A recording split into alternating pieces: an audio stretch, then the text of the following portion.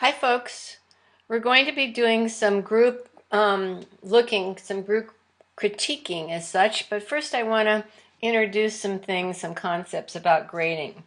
First of all, you need to say to yourself, did I complete the deliverable specifications? So you want to go through this list and check things off and make sure you actually submitted that.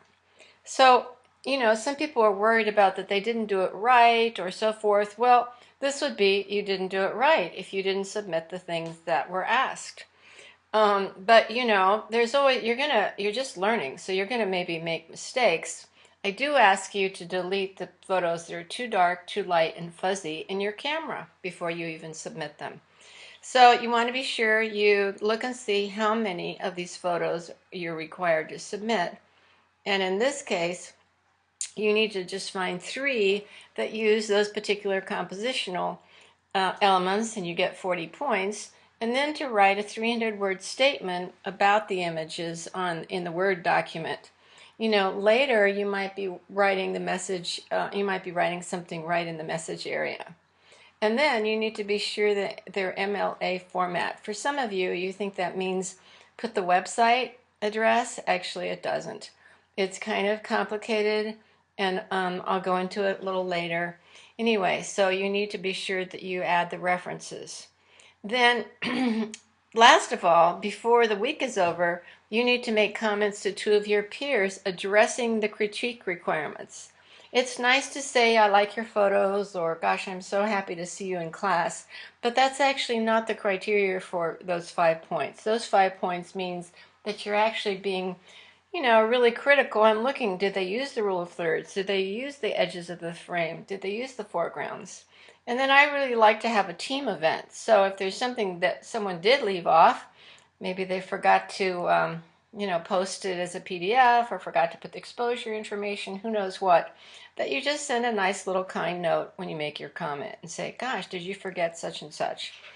Then the other part is below the lessons, especially this time, I'm going to post a video. So it really behooves you to look at this. It'll take a few seconds. They're not that long. And it really kind of sets you straight on what is expected besides the little summary I put here. And then if you're really confused, I usually kind of add maybe a website as well.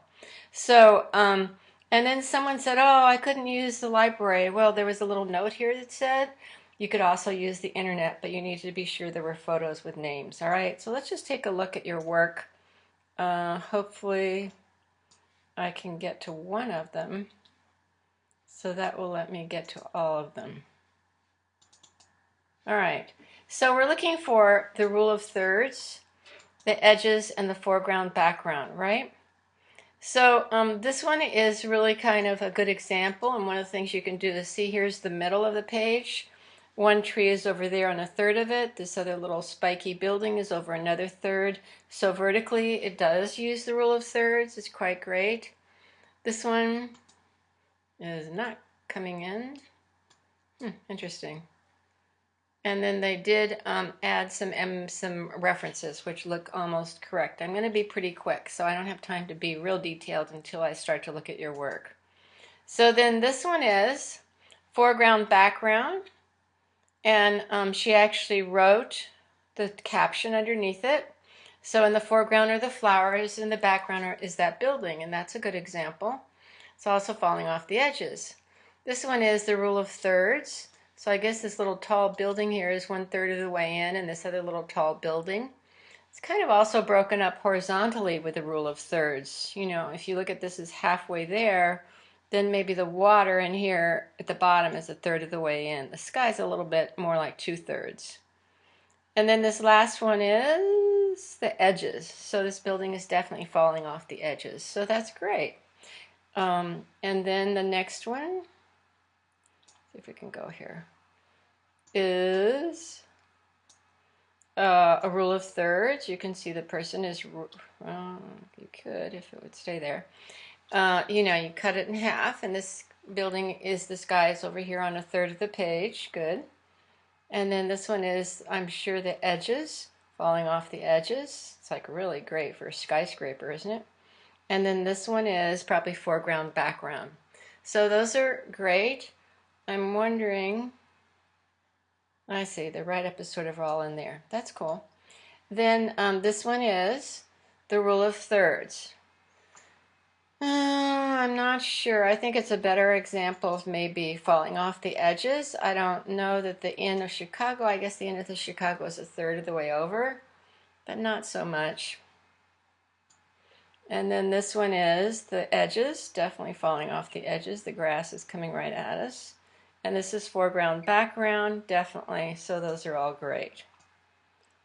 This next one is rule of thirds. Kind of cute. I think these jeans right here are a third of the way in, and then this little guy with the color makes you know, that's like a focal point, and he's a third of the way into the picture, although this guy in the jeans is also sort of in the middle. So, but I think definitely the child is a third of the way in, so that would work. And then this one is the effective use of foreground, background. Boy, that's a beautiful photograph. I can't believe the water really looks that color, but who knows? Maybe on a clear day. The the water on the left is falling off, and the sidewalk's falling off. So I would say it's more like falling off than foreground, background. Although the guy is in the foreground, so sometimes you use several elements of composition. And then this next one is black and white, edge of the frames, definitely the centered, what we call symmetrically balanced, and that's great. This next one is foreground, background. I guess so. I think the building and that streetcar are pretty much in the foreground. I'm not sure there's too much background, but it's a really nice photograph with Chicago blaring there. This one is the rule of thirds, and I guess if we looked in the middle, this little sculpture is over here on the right for the thirds. Oops, what's it doing here? And then this one is, here we go. Down here, this is the edges, definitely. This is another one, it's what we call symmetrically balanced. So you can cut it in half, and one side is exactly as the other. Not always the most interesting type of composition. That's why we use the rule of thirds, so that you don't place things in the middle of the photograph, all right? Let's see if there was one more. I think that was it. This was this one, and this one, this one. Okay, good. And then this one is, let's just get this out of the way. This one is, I guess, the foreground, background. Nice. The lady's definitely in the foreground, and the background softened. And the reason for this is because they used what we call a shallow depth of field, like an f-stop of 3.5, which you're going to be learning about, and then focused on her. This one is effective use of the frame. I don't exactly know what you mean there. Could be the rule of thirds. This guy in red is a third of the way over. And then this is again the rule of thirds, so that works great. And then this is, oh nice, the grid is cut right there in half for you. And what I want to point out is, see where those little points are of the grid, like this right here, the crosshair part? That's really where we're talking about placing the most important objects in that grid when you line up your photograph. It is not, I repeat, centering this guy in the middle of your photograph. So after today, please don't put things in the center of your frame or your photograph unless they're symmetrically balanced, which seldom you should use, all right? So this guy, see, is sort of in the middle, but the sleeve kind of helps, so the use of edges there. And then this one is the use of foreground, background. I guess the background is the people who are sort of out of focus, and the foreground is the football players, or excuse me, the baseball players. And then this one is a really beautiful skyline of Chicago, and you called it a catch a rule of thirds. I'm not so sure really, because I'm not sure what the focal point is. It's really not the rule of thirds because that river's right in the middle, and that's what I was talking about. Don't put things in the middle. If it was sort of more like, just half of this showed and they cropped the building over here on the right, that might be more of the rule of thirds, and this bridge was over 1/3 of the way in. And then this one is framing, falling off the frames. This is always an amazing photograph, I think.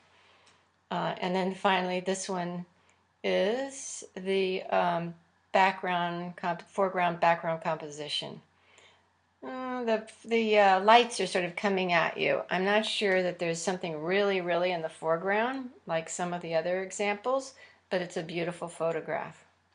And then last of all, we have, oops, let's get rid of this. This one, which is, this is probably foreground background. Can't really tell. Foreground background, yep. Nice photo. Interesting, huh? A little bit in the middle. The fountain kind of draws your eyes there, but so I wouldn't say it's the rule of thirds particularly. This one is the rule of thirds. I guess the red building is 1/3 of the way in, and maybe the fountain over here is another 1/3 of the way in, maybe horizontally. And then this last one is edges of the frame, which means I guess they cut the building off at the top. So that really, those all work, and those are really excellent. I don't know if there's any more. I think that's it. You guys did a great job. What I also want to point out is that for practically every assignment, I do a little movie. And if you don't watch that little movie, you're probably going to have a harder time understanding as we get more and more complex. And the other thing I do is I spend, oh my gosh, countless hours on Mondays putting together the overview. So for example, I really expect you to go and read this. And besides that, you could get 5 points if you can find them. So I put in, this is the only place I can really put announcements. And I'm going to put a little bit about the Memorial Weekend. And then I have 2 videos, one for the first assignment in week 2 and one for the second assignment. And then I have like a little photo example. It's one of the places I can put photos. And then there's that video again. And then here's a sample of the contact sheet that you need to include for your photos in week 2.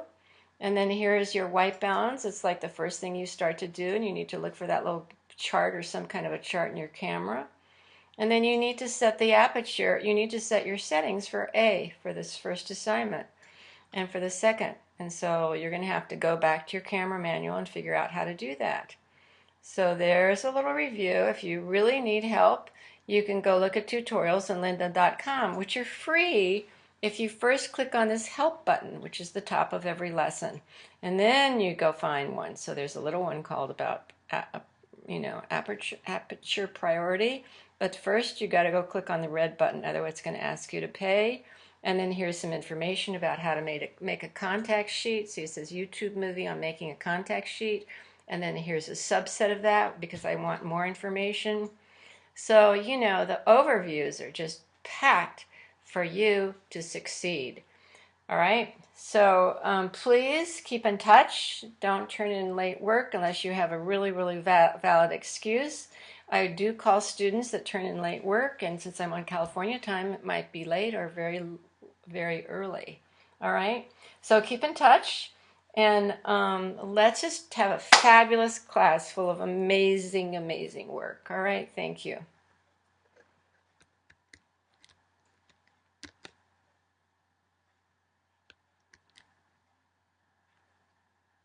God, how do I